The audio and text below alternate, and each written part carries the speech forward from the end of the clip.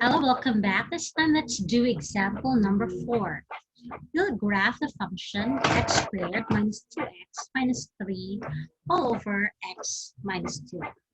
Step 1 is done for you with a rectangular coordinate plane. And this time, let's go to step number 2. The vertical asymptote and the horizontal asymptote. A vertical asymptote is x minus 2 equals 0 based on the denominator. So we have x equals 2.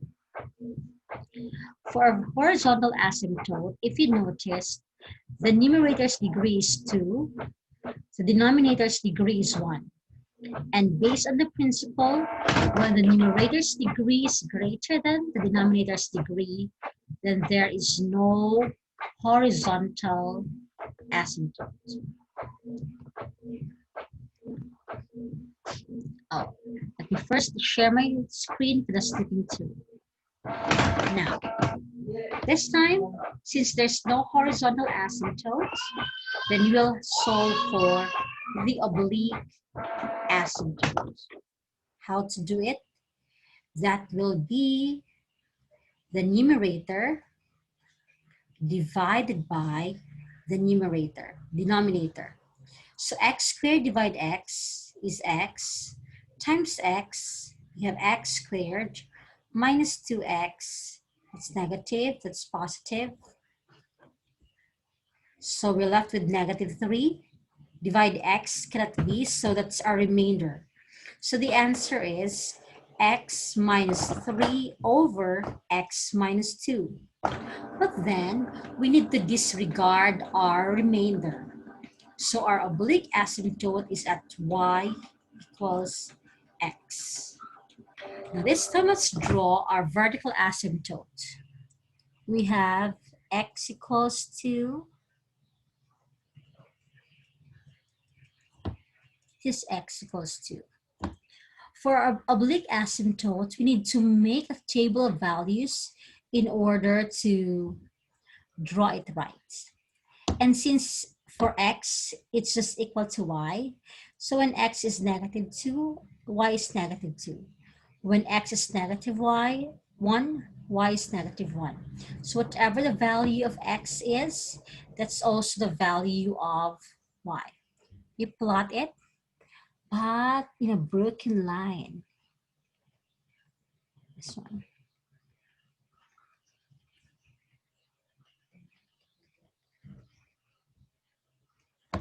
Here's how you do it. Next.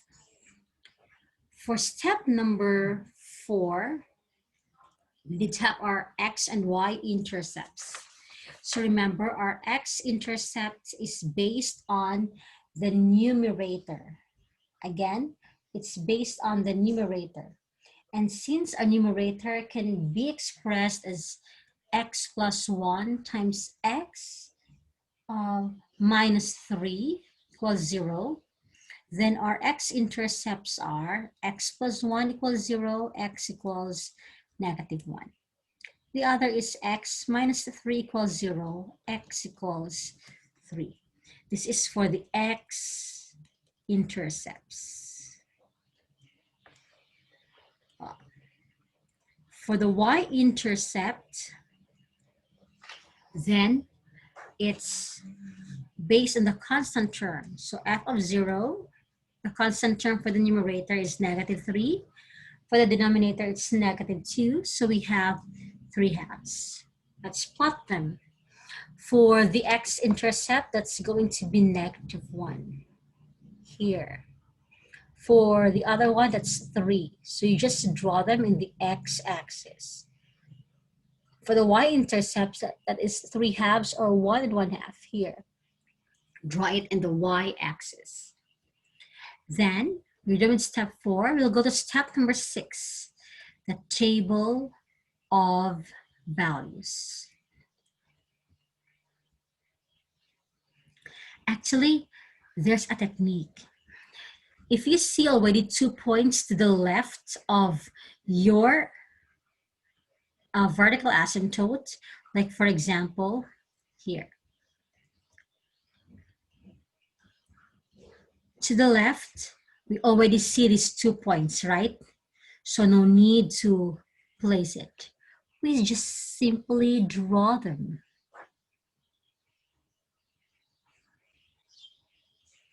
It should not